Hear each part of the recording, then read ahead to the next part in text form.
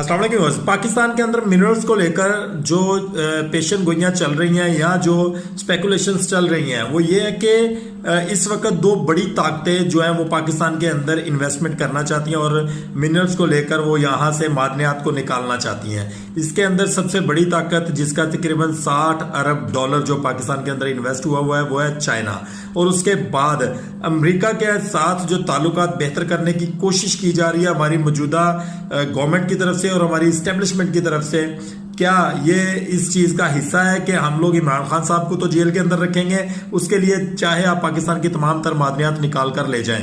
क्या चाइना जो है वो अमेरिका को ये काम आसानी से करने देगा या पाकिस्तान चाइना को बैक एंड पर छोड़कर अमेरिका के साथ अपने मरासम बेहतर करने की कोशिश करेगा?